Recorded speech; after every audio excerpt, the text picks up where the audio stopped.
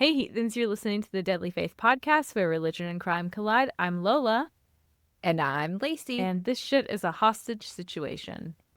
The mind that was in Jesus, that mind is in me. Without me, life has no meaning. Why would God tell you what I'm thinking and tell you what I've said to my wife or my husband when you're not around? It's because I'm the pastor of the church and I need to know. This is the only place where you can see truth. Okay. We're talking about Elizabeth Thomas today. All right. And I have two trigger warnings, rape and kidnapping. Okay. Not a long list, but still not great. Not great. But no murder. There is not murder on that list. No, not this time. Yeah. So, high school can be a trying period of time. I think we could agree with that. You don't say. At least for the majority of us. But a lot of the times we have like the one teacher that we feel comfortable with, you know? Mm-hmm. Or that we Yeah. even confide in or like get close to. So like for me, it was my French teacher, Miss McDowell, and her classroom was always a safe space for me. I felt like I could be myself, and I could also tell her if something was wrong, you know? Yeah. So. Okay, this is going to be hilarious. Mine was my lunch lady. Really? I'm not fucking kidding. Oh my God. It was my goddamn lunch lady. That's cool. Yeah. It was, so my mom was a lunch lady at our like alternative school. So it was like disconnected from our school, but she still worked with the lunch ladies at our, like my high school. And so, they got close. And so I knew her. So I would go into her office at the back of the cafeteria, like inside there, and we would talk a lot. And she was close to my mom and everything. And so I had actually confided in her that I wanted to graduate early. And I was really nervous to tell my mom. Yeah. And she like highly encouraged me. Like, if this is what you want to do it. Like, get yourself in college, X, Y, and Z. Mm-hmm. And so she was like probably the driving force that really like encouraged me to graduate early. Yeah. Hot. And she's probably the one that actually helped my mom like kind of come to terms with it and like get okay with like allowing me to do it. So yeah. So nice. I was trying to think, I was like, who is mine? I was like, The lunch lady. We love a lunch lady. Shout out to the lunch ladies. And the lunch heck yeah. people. Men. Women. The lunch thems. All of you guys. The lunch thems. The days thems. There you Love go. that. All right. Yeah. So Elizabeth Thomas was like us. She also had a trusted adult in her life, but she would be horrifically taken advantage of and trapped. Not the trust. Trapped. Yeah, not the situation that you want to find yourself in, giving the trust to somebody that doesn't have your best interest at heart, it sounds like. That doesn't deserve it, yeah. Especially a disgusting predator. So in 2016, Elizabeth was 15, and she was living with her family in Murray County, Tennessee. Murray County? Okay. Do you know where that is? Yeah, that sounds... I've heard of Murray County. I don't know where it is, but I've heard of Murray County. She had 9 other siblings. Jesus, they getting busy. Mm-hmm. But the only person that was named in her case is Sarah. Okay, like the only other sibling. Yeah, and I have another one of her siblings' names I'll talk about later on. Okay. But specifically, like in her case, Sarah is talked about, but we don't know the other names. It's not really relevant. Okay. So. Okay. But Elizabeth was super spunky and outgoing, and she was fun. Okay. Yeah. But also very like mature, responsible. When you have so many siblings, like you just tend to like kind of fend for yourself, and you grow up a little bit quicker. Yeah. So You do. there are accusations. This is all alleged. I don't know if this is 100% proven. Okay. That there was a lot of different types of abuse happening in the home. We do know that Elizabeth had a tumultuous relationship with her mom. Her mom's name is Kimberly. Okay. Child Protective Services was called in 2015, and charges of child abuse and neglect were filed against the mom due to allegations that she had forced the kids to get naked in front of one another and was also throwing the kids around violently. Okay, that's real fucked up. Yeah. What was the point? Was that just to like embarrass them, like a punishment? I guess so. That's fucked. I don't know if anything like inherently like sexual happened. Yeah. But if you're having to use embarrassment as a punishment, go the fuck to a parenting class, because that should not be your line of defense for punishing and like trying to teach your child or give out a consequence.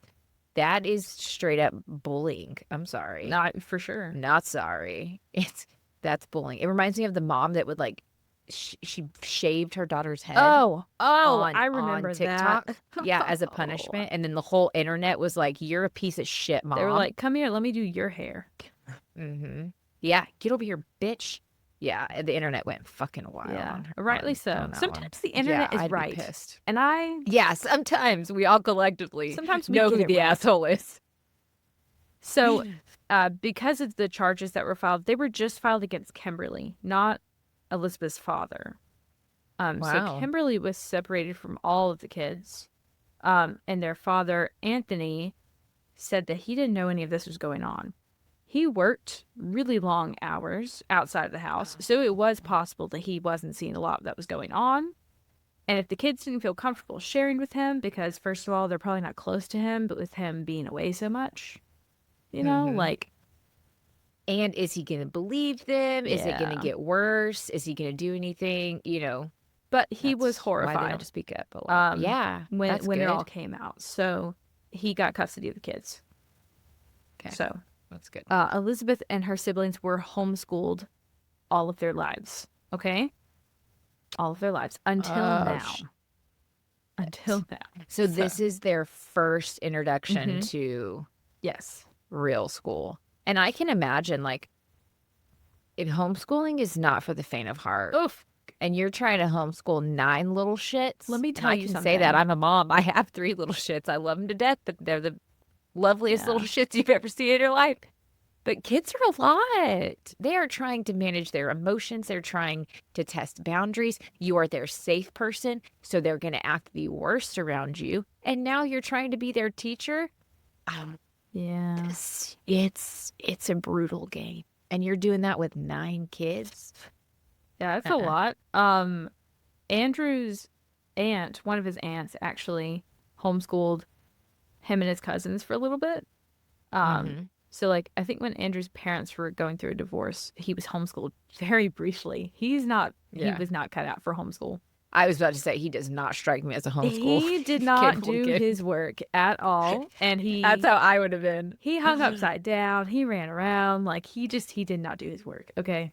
He's a wild little boy. So I can't imagine what it was like for the 9 kids situation there. No. And they're all different ages. So you're trying to teach 9 different grades, basically. Yeah. No. But they were homeschooled by mom, you know, but now the mom is separated from them. They got to go to school because dad's got to earn the money. Yeah, he couldn't homeschool them with his work schedule. So this is a huge change for everybody, and especially for Elizabeth. So she started attending, I'm going to say this wrong, Caleco Unit School. Okay. So everything was new. And she's how old? She was 15. Oh, what a detrimental age. I know, 9th grade, or 10th, 9th or 10th grade. Yeah, one of those. I think it's depending on where you fall on your birthday. Forget it. It's horrible. And then if you've been homeschooled forever, coming into a new environment like this, you don't really know what's normal. You don't know what to expect. You Everything's are scary. a baby bird, and you're getting thrown to the wolves and said, "Fend for yourself, Confusing. bitch." Like, Because with hell? homeschool, you have more flexibility. You don't have as much like rigid structure that you see in public schools. So, not that it's like super rigid as like a private school maybe, but like it's more rigid than homeschool. Absolutely. So, she's having a hard time being in public school. She's not making a lot of friends. You know, she doesn't know where she fits in. Especially coming into the school where people are already friends. They have their cliques. You know, I was going to say the same thing. there's not really They're a table for her, you know? Yeah, like by that time you're a sophomore or so, and you have established friend groups, and Yeah. to come in at that time and just like fit in with a group is hard. Yeah, I mean, I Very switched hard. schools. I mean, I wasn't homeschooled, but I went to one specific school from like kindergarten all the way to 7th grade, and then 8th grade, my parents divorced, and I moved schools, and everyone at this school was so cliquey. I came from like a hick town from before. Everyone was friends with everyone. We didn't have cliques. Everyone was nice, whatever. Yeah. But this new place, it's a huge school, lots of cliques. Everyone has grown up with each other and knows each other. You don't have a lot of new kids. So I stuck out like a sore thumb, and it was horrible. And kids are mean. Kids are so mean for no reason. Yeah. So I completely understand that feeling of like you get a pit in your stomach that morning before you go to school. You don't want to eat because you're so like, oh my God, people are going to look at me. I forgot to do this for my classwork, and like I feel like this teacher is judging me, and I don't know where I'm going to sit at lunch, and you know, just it's piling up. Yeah, so that would be really hard. The school I went to, elementary, junior high, and high school, is literally all the same campus. Whoa. So you literally just walk from one campus to the next when you would we all went to school together. It was an entire school. Yeah. So everybody I went, like, what I graduated with, I graduated a year early, so I still consider in my graduation class because it was just my grade level. But like that graduating class, there was at least a good 40% of the students that started kindergarten together. And I was one of them. Yeah. Like we literally started kindergarten together and just went up through all of our grades. So we had cliques, but it wasn't like you'd see in the movies. It was very like, we were still very like nice to each other. I was invited to a couple popular parties is what I'd say. And then like some of the popular girls even came to my birthday party. So it was like you had your cliques, but there was no like major bullying or anything like that, you know? But yeah, but I can't imagine trying to come into that situation where people have literally, like in my situation, I grew up with these kids from kindergarten. Like I had my you're very familiar with each other. You have like a specific dynamic. You know what certain people like and what how they're going to behave and whatever. So yeah, waterboard me. I would rather be waterboarded. Well, so one of Elizabeth's teachers saw her struggling, and he wanted to help her with this transition. So he's listening to her concerns. He's helping introduce her to some classmates that he thinks that she may have stuff in common with. So he's helping her get friends and like get acclimated with like the school structure. So like, this is great. You know, this is exactly what she needs. She needs a little bit of guidance. And I know this is probably going, and I'm like, I want to be like, good job. Oh, that's so nice. But I know that this not how it's gonna end. So this was her health sciences teacher, Tad Cummins. Tad Cummins was 50, a married man with 2 girls. He was friendly, a mentor, just a great guy. Got along with everybody. And his family knew that he was the guy at school to help a kid in need. This wasn't the first time that he had helped a kid kind of like find their place. Yeah. So he was just, if he saw you struggling, he was the type to take you under his wing. So it didn't surprise his family or like the faculty when he introduced Elizabeth like to everyone, and then especially like the family wasn't taken aback whenever he introduced Elizabeth to his wife and daughters. Yeah, because his was normal behavior for him. Yeah. Elizabeth, he encouraged her to start coming to church with them on the weekends. So Elizabeth started going to church with him and his wife and daughters on the weekends. She normally attended St. Catherine's Catholic Church with her family, but Tad went to a different church. It was Grace Church of the Nazarene. Okay, so different denomination. But it wasn't a big deal. And like, Elizabeth's family wasn't upset about it or anything. Okay. If anything, they were just happy that she was getting more comfortable and had like someone in her corner, you know? Right. Yeah. So Tad told Elizabeth that he was on the church board, a leader for the youth group, and he was in the worship team, and he also taught a couple of children's classes. Okay, so very involved. Yeah, so she's like, okay, I have even more trust in you now because, like, that means that you're, like, in really good moral standing, and you've got good connections, and, like, I don't know, you're a godly person. Like, you care about kids in church. Mm-hmm. And it's so sad that we can't be like, oh, you love God, like, I can trust you, you have good morals. Like, that can't be our standard of trust, unfortunately.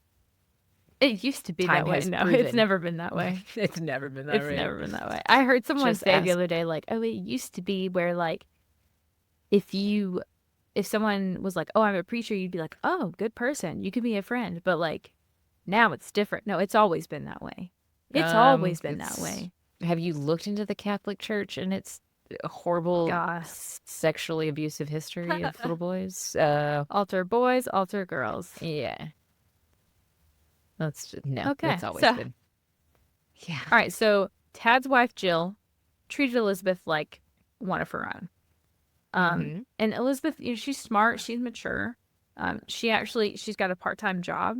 She's doing her best in school. She's now making some friends. But she's also learning what love is. And more importantly, what it's not. Yeah.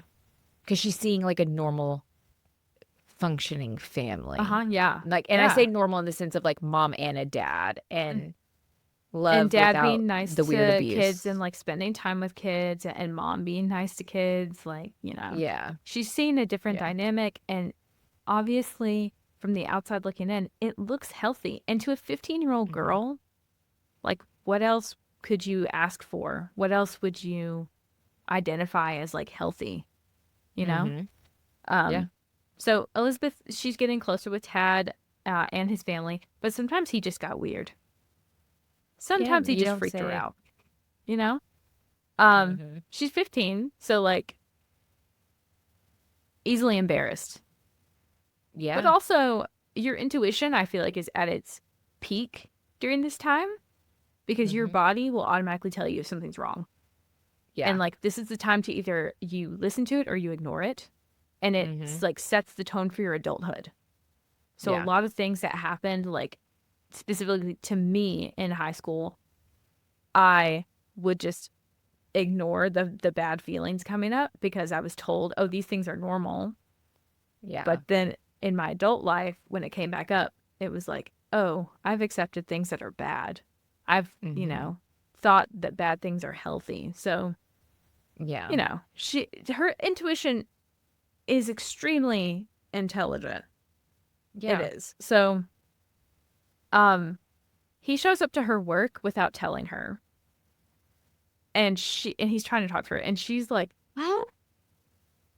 what are you doing here? This is so weird. Like, this is uncalled for. It's not like a happenstance, like, oh, he was going to grab some food and just went to a random restaurant, or like wife said, hey, will you stop by this place and get food? No. He wasn't there to get food. He wasn't there to, like, be a patron. He literally was there because he knew she was working. And he just wanted to talk to her, wanted to see her, and wanted to watch her. And so she hid in the back because it freaked her out so bad. He did this a couple of different times. And she just, like, she would tell her coworkers, like, tell me when he's gone, That's crazy. So, super weird to do that, because you're now crossing the boundary of, this is not just, like, a student that you, like, empathize with and really want to see, like, be successful, Yeah. It's now infiltrating her, like, personal life, because her job is outside of school. It's personal. Yeah. So we literally were just talking about boundary crossing. Lola and I were earlier today. And, like, you need to respect other people's boundaries, whether that's you know them and you're your friend, or it's a parasocial relationship or whatever. Like, let's respect boundaries. Thank you very much. Yes, please. We love a boundary. Okay, February of 2017, Tad is suspended from school due to allegations about being inappropriate with one of his students. And Tad denies Was this Elizabeth? Tad denies this. Okay. Police investigated this because a student's family had come to the school with a court order. It turns out that the student had a no-contact court order against Tad. Okay. The student had been removed from his class and told him, don't come near me. And the court order said he wasn't allowed within so many feet of this student. Mm-hmm. And he was seen in his classroom with this student by another teacher. Okay. So the teacher knew about the happenings with the court order, knew about the, I mean, come on, faculty, that they know. They know things happening. They know who's taken out of whose class and for what reason. Yeah. So this student was taken out of his class and has the court order, but he's not suspended yet. No. The teacher sees it and he's breaking the law at this point. And so that teacher reports him to the administration and they immediately suspend him and report it to law enforcement. So, piece of shit. He that resulted in his suspension that was unpaid for 3 days. 3 days? 3 days? That's a long weekend. Come on. Right? No arrests were made, though. Why was he not turned into the police? That's the thing. Like, he broke the law. What are you guys doing? A court order. What are you doing? He broke a court order, sir. And the school said that they had notified law enforcement. I guess law enforcement was like, 3-day suspension. Yeah, that's pretty harsh. Sounds good. Okay. We'll see. What we'll are see. you smoking? So, that was all in February. March 13th rolls around and things start to ramp up a bit more. Okay. I say a bit more. Things like completely, they jettison. They jettison forward, okay? So it was like 3, 2, 1, blast off. 100%. Yeah. It's like 0 to Katy Perry in space. Oh, yeah. I'm sorry. I had to do Even it. worse. It's right. It's like you put a stick of dynamite in a turducken. And you're in the middle of prayer at Thanksgiving dinner. And it just... Anyway. Oh. That is something Andrew would do. Andrew and his cousin. Oh, my God. He better not listen to this. Anyway. So Tad leaves a note for his wife on the kitchen counter that says, I'll be out of town for a while. I got to clear my mind. You know? Because, I mean, she knows about, him being suspended. Right. She doesn't know all the things, but she knows a little bit. She knows that he's been suspended and she's like, okay, he's taking Tad time. It's Tad time. I'm sorry, the moment my husband's suspended or has a court order to stay away from a child, bitch, I'd be looking at all your devices. I'd be ripping you a new asshole. Because they had a weird, not weird, I don't know.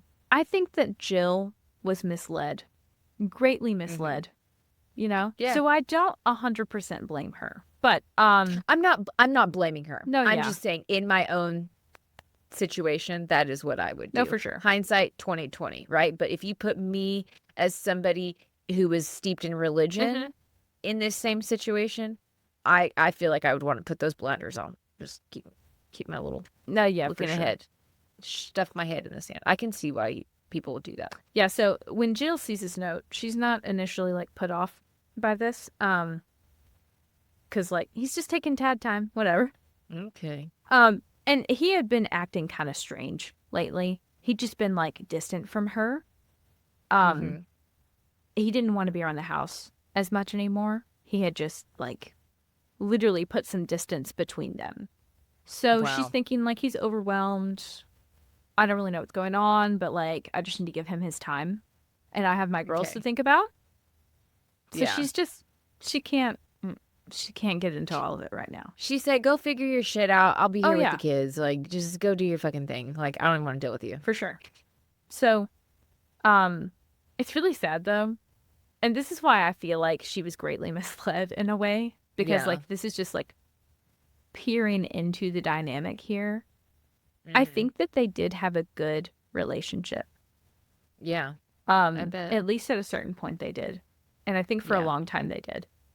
So with him not coming around as much, she actually she said that he ended up teaching her how to make their special nightly coffee before bed tradition.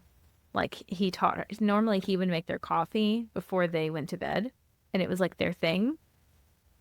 And so like so sad.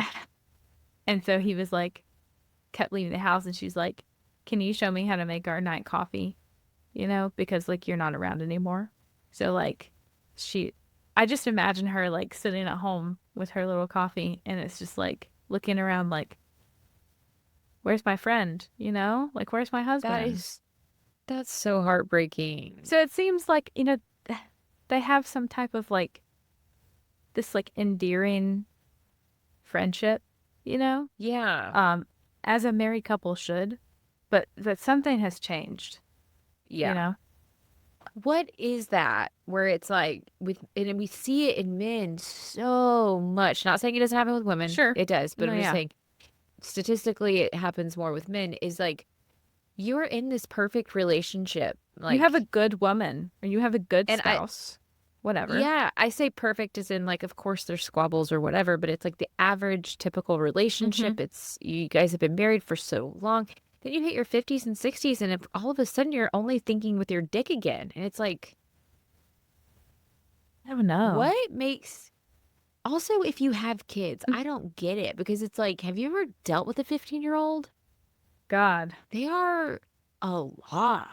And you want to like go be with one sexually? What is wrong with you? You're ahead of the game here. Well, I just remember the trigger warnings. Warnings. So I'm putting some pieces, I'm sure everyone here is already filling in some blanks. Yeah. But I don't get that. And we see it so much in men. Like, why? I don't know if it was something, and with Tad too, like, I don't know if it was something that was like always there, you know? Or if it was like was this the first student? Was there others that didn't come forward? Exactly. Or didn't see anything or whatever? Let's press forward. Okay. So Jill wasn't worried at first. However, she notices that $4,500 is missing from their bank account, and his 2 guns are missing. So then she's starting to get worried. She knows he's been under like pressure, stress. He's overwhelmed. He's acting weird. So all of these findings on top of this note and everything is like terrifying. Yeah. And the note also said, "Don't call law enforcement. I'm fine. Like, don't call the police. I'm fine. I'm just going to clear my head." That's the first thing I'd do. Another alarming thing. He had also filled his pee-pee pills. No, I knew it. When you said filled, I was like, filled up a gas can, and then you started laughing, and I was like, oh, he filled up his goddamn Viagra. He did. Yeah. I knew it. Yeah. Ew. And he had just disappeared. So he's got pills, he got money and guns. That is not a grocery list in which I thought I'd be talking about today. Anyway. Right? So lots of calls and texts were exchanged on Tad's phone during this time that he's missing. And it all linked back to the student that had accused him of inappropriate behavior. Okay. That student was Elizabeth Thomas. You guessed it. I had it right. I knew it. So law enforcement, they go talk to Elizabeth. She's nowhere to be found. Yeah. Not good. Because Jill, she gets worried, so she calls police, and she's like, my husband, he's acting weird, all these things, whatever, he's gone. Good. He's gone. Good job. And so after that, when they dig and they see, like, oh, he's got some stuff happening at school, that's when they find Elizabeth. Okay. So do we know, and I could be jumping the gun, just tell me if I am, do we know why the family had the restraining order against him? Like, what led up to that being filed? no, I don't have that information. We don't? Mm-mm. Okay. No. All right. Good question, though. Yeah. If anyone out there has that info. Did she like tell her dad? Did her dad see a text? Or like, I just was curious as to what. I think that it was Elizabeth that said something. I just don't know who she told. I don't know if it was school or dad. But I do think it was her, because she was starting to get freaked out by he's showing up at her fucking work. And other things occur too. Other things are happening too. So like we'll get to it. So Okay.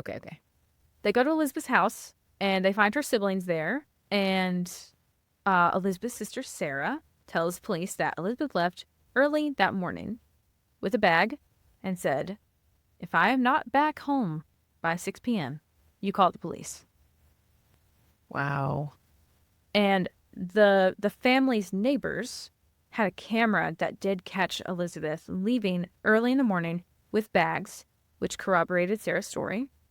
And you can see her getting into Jill's car. His wife's? He took his He wife's took his car. wife's car? You piece of shit. He took his wife's car. I don't know why that's diabolical, but it is. It just seems like, it feels like he's completely spiraled at this point. Absolutely. Because he's lost every marble he once had. if there were any to begin with, it's like this person that you're married to that was your friend, was your beloved wife, you now have betrayed. And it's like, besides the betrayal, it's like a kick in the teeth. It's like, kick me while I'm down, Like, take my car. Why? Not only you stabbed me, but you take my car, you just twisted the knife. Like, yeah. What? So, unfortunately, Anthony, Elizabeth's father, he still doesn't know anything that's going on. What the fuck? He doesn't know that she left. He doesn't know what's happening. He doesn't know anything. Sarah's the only one with any information. So, they immediately report Elizabeth as a missing person. And an Amber Alert is sent out. Okay. So, love an Amber Alert. And an arrest warrant was also put out for Tad based on sexual contact with a minor. Okay. And they're thinking they're together. They have to be. Absolutely. That's what's happening. So, yeah, I mean, they're if it walks like a duck, if it looks like a duck, if it sounds like a duck, it's a duck. Probably a duck, yeah. So police are, they're compiling evidence. They're digging through paperwork and Tad's electronics. They start to go through, specifically his work email. Which, by the way, the work email is given to you from your county that you like, your school county district. So like your district, yeah. Those things are like forever. They keep track of those. Even if you delete stuff in your email, like it's still there. Yeah. They can pull it at any like time. There are a handful of teachers like within our district that I am friends with, like friends. Yeah. And some of them are my kids' actual teachers. Mm-hmm. But if I need to have certain conversations, we do that through text message. You be we calling don't do and it through Class Dojo. Mm-hmm. We do not do it through email. No. It's not bad ones. It's just like if I need to vent about another staff member and be like, why did they do this? I ain't going to do that. But like the work email is just for work-related things. So it's just to deal with work. That's all. Yeah.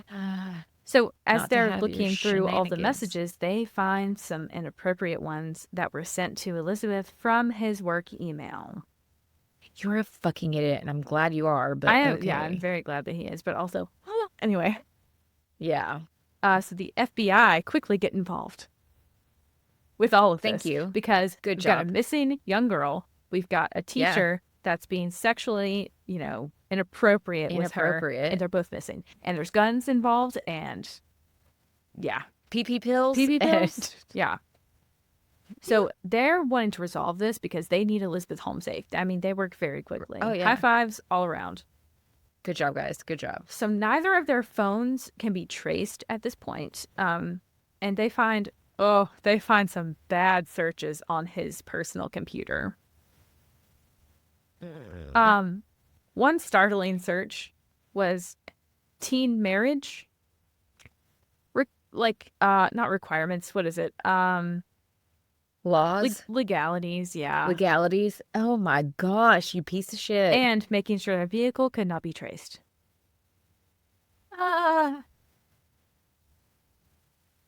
Houston, we have many issues here. The irony of you are Googling how a car cannot be traced, but your Google searches are being traced. Such a funny man, I tell you. Yeah. A very helpful tip came in from one of Tad's previous students. Okay. She recalled to police that Tad had treated her very similarly to Elizabeth. So she was the one before Elizabeth. Wow. She had been groomed by him. So this was not his first. No. So we're all seeing the motive here, right? He wants to marry her or run away with her. Yeah. Says either way, he wants to get her alone and do stuff to her. So both Tad and Elizabeth's families take to the media and they're pleading. They're asking them to return.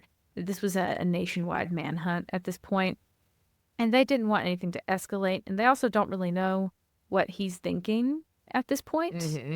And the fact that he's got firearms is just, it's terrifying. Makes things even more unstable and unpredictable. And I can only imagine the terror Elizabeth is experiencing in this time alone with him. Yeah. Tad's vehicle is seen taking both of them to Shoney's and then to a gas station in Columbia, Tennessee. And then no sightings come in until March 15th. So 2 days, no sightings. Okay. 2 days of completely nothing. Wow. No trace. So March 15th, they are caught on an Oklahoma City Walmart surveillance camera. And both of them have their hair dyed differently. Okay. After this comes out, the families are still pleading on, with the media. So Jill made a religious plea to Tad on the news and said, "To my husband, this is not you. No matter what you've done or how far gone you think you are, God's grace is sufficient for you. Please do the right thing and turn yourself in and come home." So after she says that on the media, that's one of the final pleas that they make to the media. Nothing. I just feel for her. For Jill? And yeah. Oh, yeah. Because it's just I understand her saying, this is not you. This is not you. And it's I completely understand why you believe that. But we know that this is him in the sense of, this is not his first victim that he's tried to do this with. Yeah. He was just really good at hiding who he was. I also think that statement was probably curated by the police. With police help, so that it seemed genuine, but also something about it just seems a little it was strategic. It's very strategic. I mean, it's meant to guilt trip him. Yeah, it reminds me of Susan Powell's dad. Yes, yeah. Remember how he in the media would be oh no, Josh is we have no suspicion. He's a great guy, blah, blah, blah. But behind closed doors, he's you murdered my daughter. Oh, for sure, for sure. It's the long con. No. Yes, yeah, pretty much. Okay, so we've got nothing. After this, 38 days. Yep. 38 days of torture. Fear, confusion, silence. We've got nothing. We see them on that Walmart surveillance camera, and that is the last time we see them. That's it. 38 days. They're thinking it's done. They're thinking she's got to be dead. Yeah, I would think that too. If I was the parent, I would be 2 weeks in, I'd be like, she's dead. Like, terrifying. It's actually like sickening to imagine like her siblings. Think about Sarah too. The last sentence that your sister said to you was, if I'm not home by 6 p.m., call the cops. Call the police. Yeah. You know? And we don't know what other information Sarah was privy to. Did she know that Elizabeth like wanted to go, or did she not want to go? Did she know what was happening with Tad behind closed doors? Did she? We don't know. Yeah. So, 30 days. April 20th, SWAT was dispatched to a remote location where a tip had come in on the whereabouts of Tad and Elizabeth. So finally we have something. And it's 2,000 miles away in California. Tad was hiding Elizabeth in a cabin. Tad was arrested and Elizabeth was saved on this day, April 20th. The cabin had been under construction. The owner of it said it was in the process of being built when Tad had taken Elizabeth there to hide. It had no electricity, no water, no heat, nothing. There was like a stream close by, but otherwise no plumbing. And inside, oh God, inside of the cabin, this is disgusting. I'm okay. I'm laughing because I'm so uncomfortable. Inside of the cabin, there was a backpack where that belonged to Tad. There was some food items. There was a camping grill right next to the backpack. There was toilet paper, coconut oil, and KY jelly. No. The cabin/grounds caretaker, Griffin, encountered the couple. Griffin said that Elizabeth was super shy.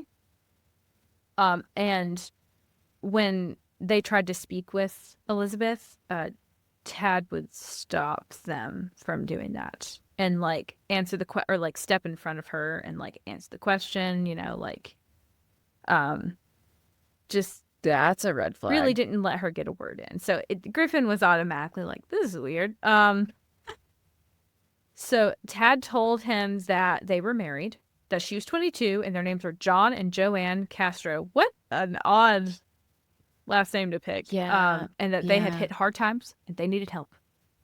So Griffin said that Elizabeth was like, the whole time that he was like speaking with the couple, she was in the car facing away from like where people might be.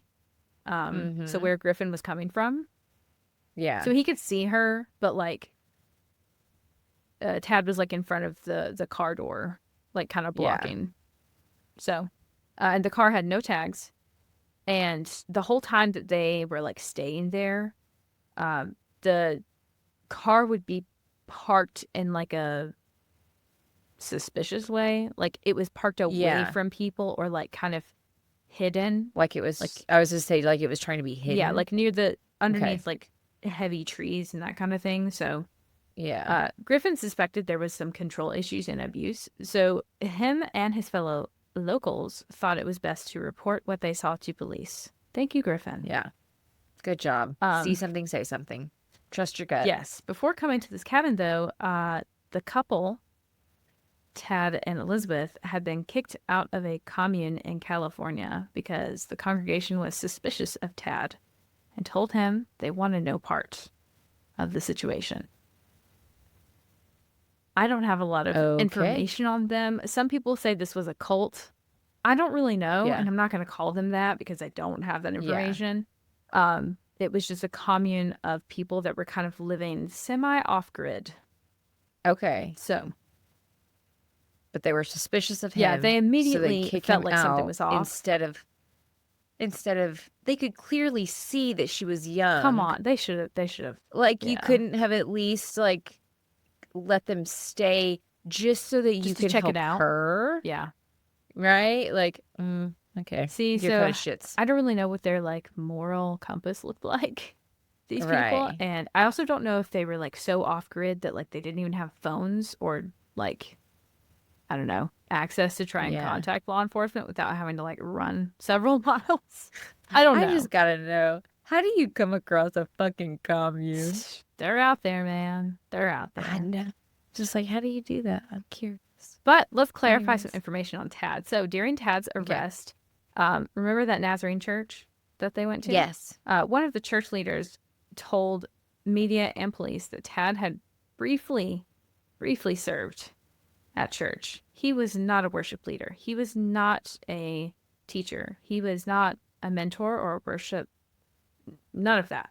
None of that. He had briefly done these things because they, I think he had briefly helped with like worship and with one class because they had someone like that moved away, stepped out, that was in charge of it. Yeah. And it was kind of sudden. And it was literally for like maybe a month.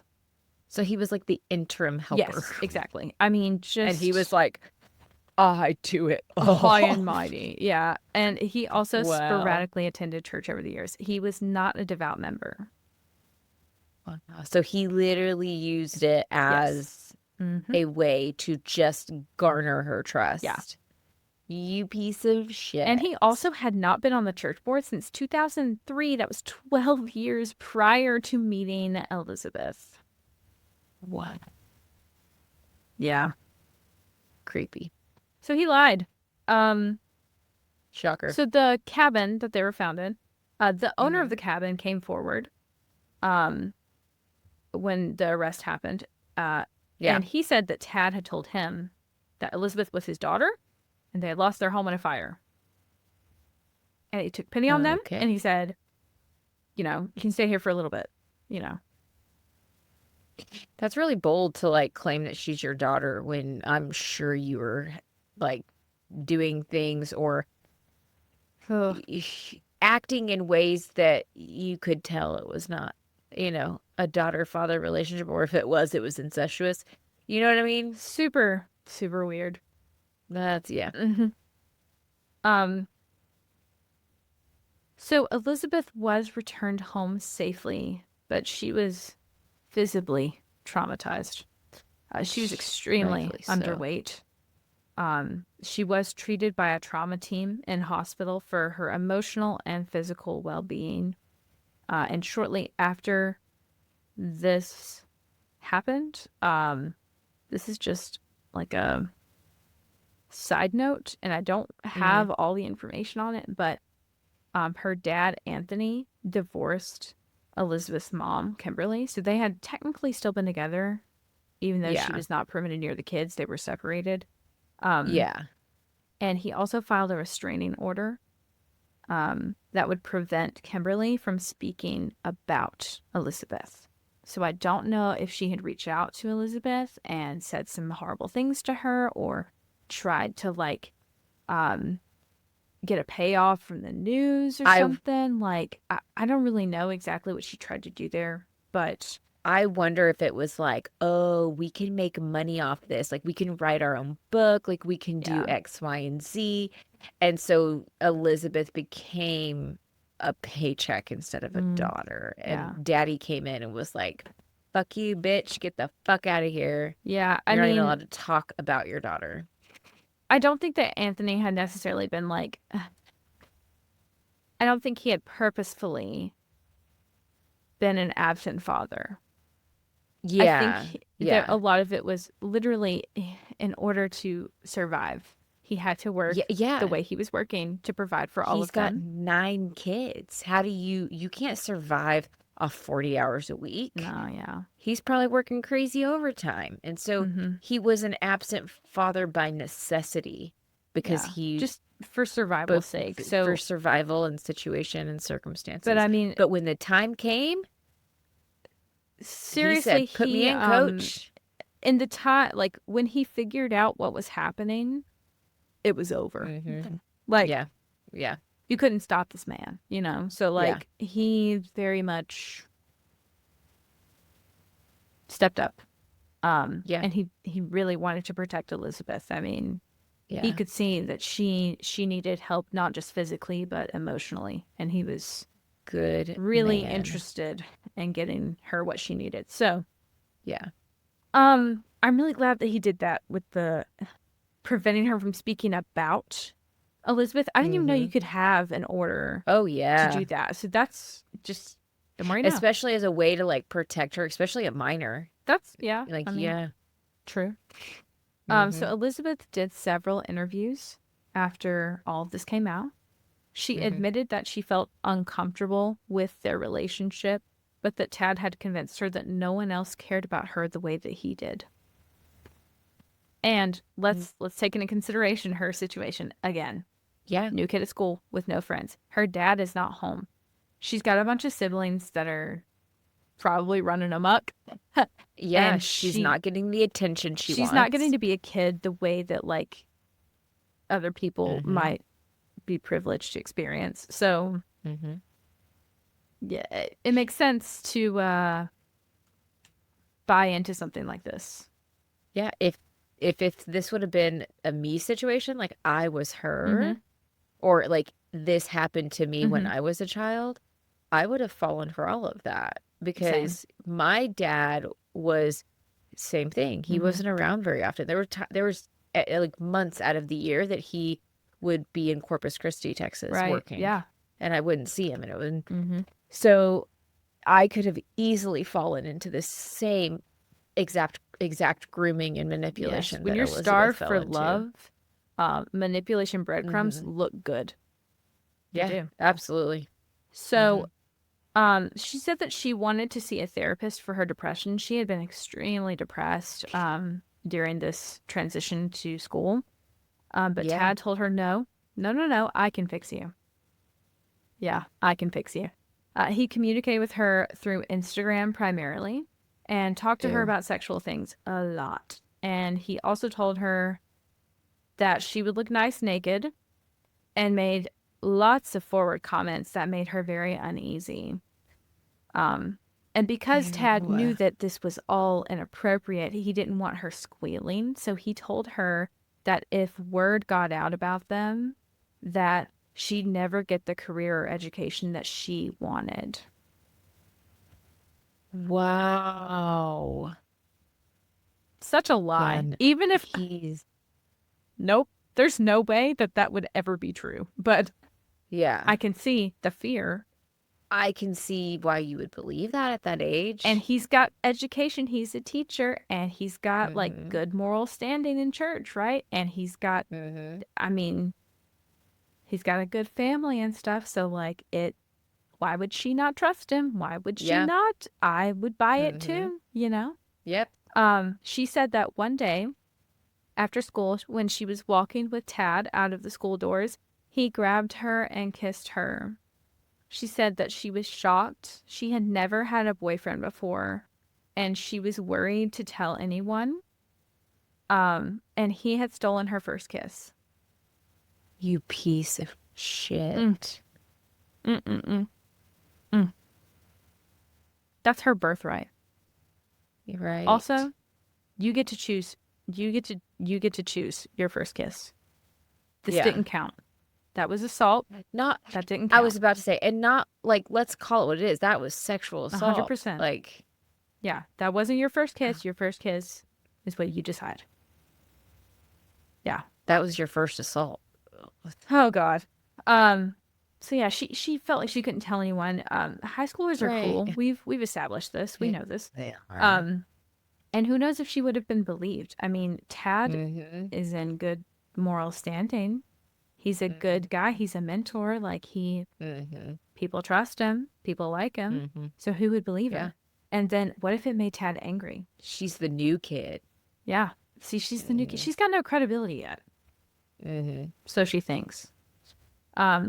She said that things escalated when he was talking about running away together. And the day that she got into the car with him, she said she felt like she had to go. She didn't want to go. She felt like she had to go. Oh. And she was being told, I will kill myself if I can't be with you. I knew it because he had the guns. And I was like, he's using mental health against her. Exactly. And just exactly that. She said it was reinforced by seeing his guns in the car. And so she was forced into this situation. This was not consensual by any means. Yeah. Because she said, if I'm not back by 6, call the cops. Yeah. I mean, that doesn't scream, I'm a willing participant in this runaway. if I go to see Laci, I'm not gonna tell my dad, if I'm not home by tomorrow, call the cops. Right. I'm gonna say, if I'm not home by tomorrow, that's just an average Tuesday. Like yeah. What of it? Okay. It's in a search party. I'm locked in Laci's basement. Hey, that basement has a lot of food. I'm fine. It does. You would survive. Your dad would be proud of my basement. It's got Wi-Fi. It's got food. It's fine. There's a drain. You just gotta waffles. Okay. Just kidding. Shifting Please over don't do to the darkness again. So sorry, but yeah, sorry. Elizabeth said that she was raped daily. No, I knew it was coming, but that's a lot. I didn't think it would be daily. That's the thing. Like when I first was researching How many PP pills do you have? Too many. Way too many. She said that at first she blamed herself, but now she knows. Okay, I can see that. Like poor thing. She said, "I know for sure it was all him," and she said, "I know I was a child, and this was all his fault. This was not any part of the blame doesn't fall on her." And she's 100% right. And I love that she knows that. I love it. And she said it when she was like 17 or 18. Like, I guess to figure that out can sometimes take a while. So I'm just really happy that she like got it. Yes. Yes. She was like, wait, that's not okay. Yeah. This was not right. This was not my fault. Yeah. Now it's Tad's turn to speak. He said the devil made me do it. Okay. Shut the fuck up. Oh, God, shut the fuck up. Shut your goddamn mouth, you piece of shit. I just see, when I hear guys say that, or people, I just envision Jesus with a baseball bat just being like, kapow! Like, Valid. No. Don't be blaming the devil. No. Yeah. You did that, you dumb fuck. Yeah. So he tells the FBI agents that he has never touched another woman but his wife, and this was not sexual or physical. And you know what? This gave me a lot of insight to his like religious perversion, because he believes that it is worse to have an extramarital affair than it is to lure, groom, and rape a child. Like, think about that. You know? Disgusting. So he's saying, I never stepped out on my wife. Oh, never. Yeah. But you did. But you literally just did it with a child. Or not with, two. You did it to a child. Yeah. So not only did you have an affair, but you were a predator, pedophile. Mm-hmm. So, I don't know. Disgusting. Okay. Math ain't mathin', but okay. Yeah. So in this was in 2017, he pled not guilty. Of course he did. Just blame the devil. I also have to add that in 2017, Elizabeth's brother, this is just a side note, and it's not super relevant, but it comes up a lot with, like, anytime you look up her case. Her brother, James Thomas, was a CO at Murray County Jail, and he was sentenced to 15 months for obstructing justice when he tried to cover up accusations from an inmate accusing him of rape in 2016.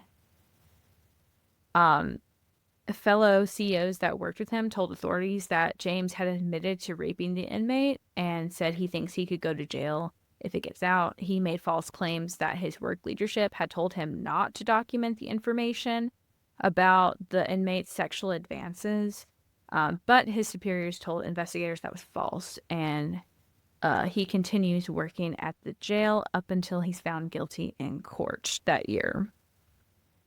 Eventually, he did admit to having sex with the inmate once she had been released. Wow. So, based on his behavior, it does beg the question of, like, other sexual abuse that may have happened in the home. Yeah. I don't know. Yeah. Not that it did, not that it didn't. No, like, it just makes you wonder. It's just a just a question. And for those that don't know, CO means correctional officer. Yes. Right? Yes. Yeah, okay. And this is like a little bit relevant too, because James was named the caretaker of Elizabeth after her rescue. I don't like that. Elizabeth didn't say anything at his sentencing, but was in attendance with some of his supporting peers. I won't say anything else on that because we don't have. I'm gonna let really. Elizabeth do what she thinks is best. Yeah, I'm gonna leave that to her.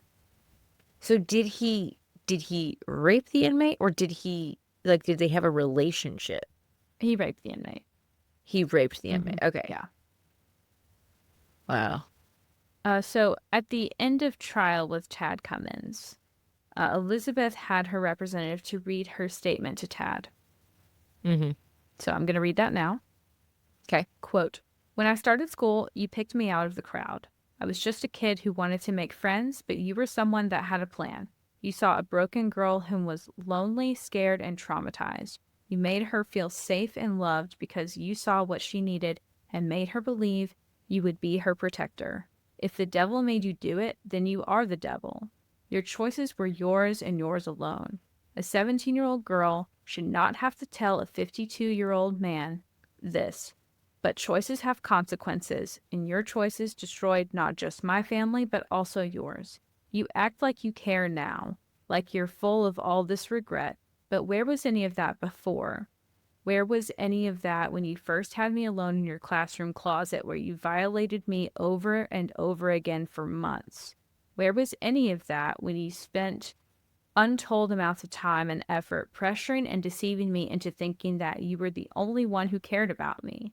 Where was any of that when I told you I was depressed and wanted to see a therapist, but you talked me out of it?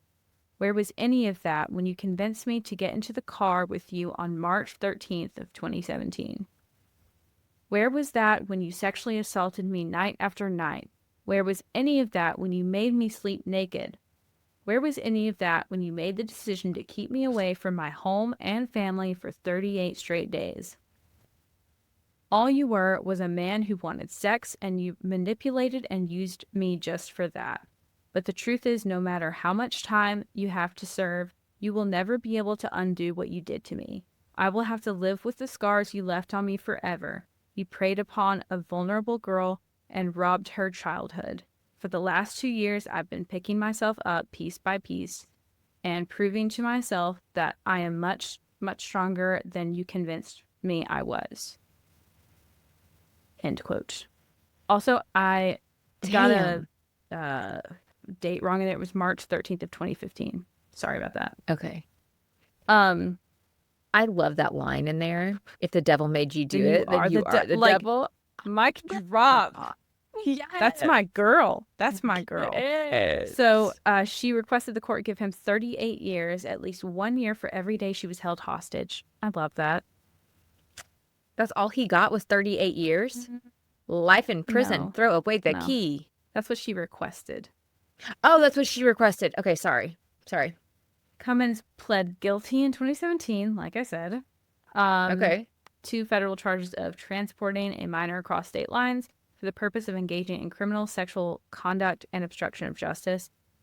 He admitted to raping Elizabeth at the school before his suspension as well. He received 20 years. Only 20. And egg fucking excuse me. If you'd like to find him, I'm not saying that you should. And I'm not saying you should tell anyone. He's serving time in Talladega, Alabama. I won't give you the name of the facility. There's only one, but anyway. There you go. He wrote a letter to his ex-wife, Jill, because she divorced him. Good girl. Love it. Saying that it was all his fault and that the devil was heavily involved. And he also admitted that he bought a 2-person kayak with the plans of him and Elizabeth escaping to Panama. I'm sorry. So, yeah. What? Did you really think a kayak was... Sorry. Exactly. Anyway. Little nugget. Like I said, you lost every marble that you had because what fucking makes you think you can make it to Panama in a kayak? Okay, I'm going to tell you guys, I've been to Panama, okay? Uh-huh. I've been to Panama. I've been to the islands of Panama and into the jungle. Did a mission trip. Mm-hmm. Highly regret it. Cool people, though. Okay. When I was on the island, they had these little boats. They're about the size of a kayak. It was very hard to navigate these things. Oh, I bet. In the ocean. Yeah. Yeah. I thought I was going to get flipped under. No, So for sure. I'm going to assume this is a big man. Like I'm just assuming an average big No. big He's man. a little bit bigger than average. Okay. And then a small girl. Yes. How you gonna balance that motherfucking boat in the ocean? So many questions. You are a knucklehead. You are a knucklehead. And he's just trying to manipulate. Is it Jill? Yeah. Jill, his wife. Yeah, he's just trying to manipulate her by using the religious propaganda, religious sayings, religious shenanigans in order to make her feel bad and come running back. Because he used religion to manipulate Elizabeth. I am this great man and I have this standing in church. And the church is like, bitch, you never showed up. I wonder what his kids think of this, his 2 daughters. Yeah, I can't I imagine didn't attempt to anything look but them shame. up, and I won't attempt to contact them or look them up because I'm sure that this is a super distressing thing. But yeah, sometimes I just wonder what they think about all this.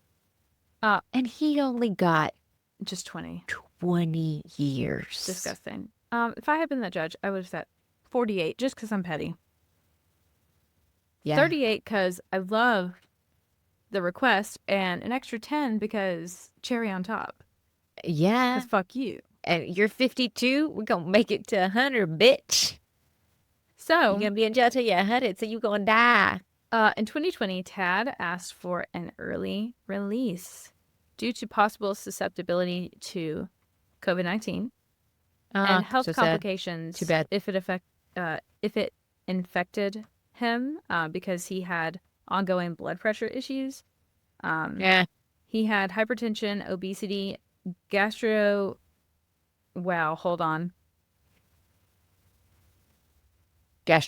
Nope. Oh my God. Gastric reflux. We'll just say that. Okay. GERD. Yeah. Okay. GERD. Yeah, it's that's GERD. it. GERD. It's just the abbreviation for gastric reflux. It's GERD. So he technically was like a high risk category for the complications of the virus. And too bad. He also presented a record of good behavior inside the prison since his sentence. Give a shit. And he detailed in a letter to the judge how he has tutored other inmates and is an active member of the Christian community there. He was not released. And that same year in 2020, the family sued the school for what happened, believing that they were privy to knowledge of inappropriate things that were happening before the suspension happened. And also they didn't notify law enforcement whenever that contact happened. You know, remember they said they did? I thought you said they did. Oh, they said they would. But they didn't? It ended with a settlement of $650,000. Good. But without the school taking accountability or owning any wrongdoings. So they settled. Right. That's how it always happens. But it's like, you aren't going to get accountability. They're never going to admit because there's too many people at the table. So I know, yeah. That like you can't really get one person accountability. And so they just settle. And it's like, at least you got money out of it. You know, like that's the least that can happen. Yeah. Lola and I actually know somebody who went through a very similar process with the school recently. And they settled. It was like a class action lawsuit for a very similar situation.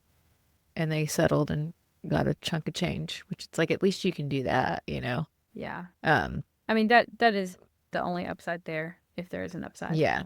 And it puts a tarnish on that person's name. It does. Who the claims are against. So I have, that's all I have on this case. That's all. However, I have a palate cleanser that I already added to this. Oh. That okay. I want to go ahead and say because it's relevant to the case. Okay. So my palate cleanser is that in 2022, Lifetime partnered with Elizabeth to share her story in the film called Abducted by My Teacher, which is a really good film. And because Elizabeth had such a heavy hand in it, it is extremely accurate. Love it. If you want to like be able to watch her story and see more of the like nitty gritty manipulation that was happening there and like I guess like educate yourself on grooming. It. Yeah. That is an excellent film. And it's ethically made because the victim literally was there so consulting. Nice. She said, do you know where it's streaming? I think it's on Netflix right now. Okay. It changed. Okay. It's changed a bit. So the streaming services, they flip things around. We'll put I own it. I own it. So there's usually like a page for shows where it'll tell you like where it's all streaming. We'll link that below because it'll change over time. Elizabeth said that this experience with the film was healing for her, and to get to share this and help put the project together meant a lot to her. And she knows that she is strong and she is not to blame. And also, this film was produced by Elizabeth Smart, who is also a victim of grooming and kidnapping. The two women greatly inspired each other and got to connect. And also, Elizabeth married the love of her life 1 year after the trial when she was 18. His name is Skylar, and they are very much in love. I love that. And I am remembering Elizabeth Smart talk about this movie. Mm-hmm. She was interviewed. I want to say it was on Mile Higher podcast. She was like one of the main producers for it. I don't know if she's director, but I can't remember. She was interviewed, and I remember somebody like wherever I watched her on, she talked about it. So it was pretty cool. But I have not seen it. I need to go watch it. That's cool. So yeah, that's my palate cleanser. I'm just so happy that Elizabeth is now like in a better place, and I'm happy that she got to connect with Elizabeth Smart too, because like what an incredible woman. And I love that these movies, like doing them where they're produced by victims, and the victim of the case is being consulted, or the families, or whatever it may be. I love how it's being made ethically in a way that is also very healing to the victim, or maybe even the victim's families at times, because it can be very therapeutic to walk yourself back through it and kind of process it in a different way or in a different light. This time. You get to decide. Yes. You get to decide. Yeah. Like this was the smallest little like similarity, but like when I wrote my book, you know, like going through specific parts of it was very healing, and it made me cry at times, but it was just really healing, and so I liked it. Yeah, you guys check out Laci's book. We haven't plugged it in a while, but check out her book. It is the link for it is on our Instagram. We can put it in the thank you. I forgot you did that. No, I should put it there though, but I will. Okay, I'll add it to the show notes. So yeah, you can get it is it on Amazon? Yeah, it's on Amazon. Cool. That's where you get it. It's only on Amazon, so it's Leaving the Sanctuary.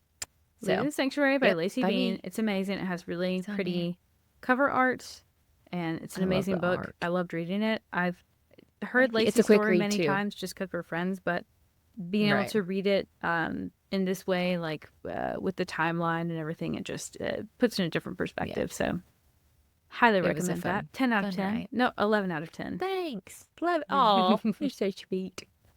So sweet. So yeah. Well, I'm going to do a completely different palette cleanser. That's okay. I'm going to go way off topic. I'm ready. I am obsessed. Have you ever heard of the little toys that kids get? It's called mini brands. Nope. So they're like, you don't have kids. I have kids. So I wouldn't expect you to know. Again? But mini brands, MINI brands. So it's like these balls. And they're like surprises. Wait, I've seen these before. Okay. What the heck? Okay. So you open them up and they're like literally miniature Cheez-Its. Yeah. Miniature Hershey's bottle of syrup. Like whatever. Oh my God. They have Disney mini brands. Oh, Doorables. Yes, the Doorables are like they're like they said. They have mini hot sauce. Sorry. Okay, so now they have added a new thing. This has been for the last like year or so, but they call them mini verse. Okay. And they have all these different like verses. Some of them are baking and plants and Harry Potter or whatever. But you get to make whatever the item is. So you buy the ball, you open it, it's a surprise, and you make it. So they have plants. Stop. Guys, if you're watching on YouTube, oh my God, you can see it. It's so cute. So I bought 2 of them the other day because I was like, oh, they're Put it up plants. closer They're to so the camera. cute. And so yes. it's literally like so cute. little cactus, succulent, and then this cactus one. They're so cute and tiny. They each came with like a big one and a small one. So this was one of the small ones, like a little succulent one, and then like an individual cactus. Obsessed. Love it. And then she's got more. This is show and tell. This isn't a palate cleanser. He's super short, too. Tiny little it's like rake. the size, half the size of my pinky. It's a little like rake or that's a trowel thing, and then a shovel trowel. Yeah, there you go. A trowel and a rake. Yeah. Yeah. Tanya and I had a date day, and so like she was getting a toy, and I saw these, and I was like, oh yeah, I have to get those for me. And I love them. And now I even kept because it comes with a little paper that shows all of the ones that you can like get. Yeah. And so I like marked off the ones I got. Oh, yeah. And I was like, I have to get more. She's this is her new hyperfixation. And then I went It could be something worse. It could be cocaine. We allow this. It could be cocaine. Mm-hmm. Yeah. And then I went on Amazon and I found these mini like kits that are like a cafe, a greenhouse, a garden, and it's got like all these. I was like, oh God, now I want those. They're not the same brand, but I was like, oh no. Shameless plug. I might sell some yarn. I like it. This is why I'm getting a career and a degree so I can go make adult purchases like this shit. I am going to go make more money so I can spend more money. Thank you. Exactly. She's helping the economy, okay? Mm-hmm. I keep this bitch spinning. This girl is out here doing the Lord's work and more. I am. Woo! Oh, okay. Well, that was an episode. Nobody died, so that's always good. We're super happy for Elizabeth, both Elizabeths, but especially Elizabeth Thomas. Yeah, I know. Yes. We hope that you're doing well. We support you. We're super, super happy for you and always rooting for you. And yeah, I hope Chad's having a horrible time in prison. Talladega is not the greatest place to be. No, it doesn't sound like it. I mean, we have cool races there, I see a but real like rough prison. That prison system's not great, so you get what you deserve. Which one is? Karma's a bitch and then you die. Karma's a bitch. Thank you. Good. Should have known better. I went JoJo see you on this. Oh okay, my sorry God, I forgot about that. You've unearthed a core memory that I didn't want. Did. Okay. Thank you gosh, guys for her next song.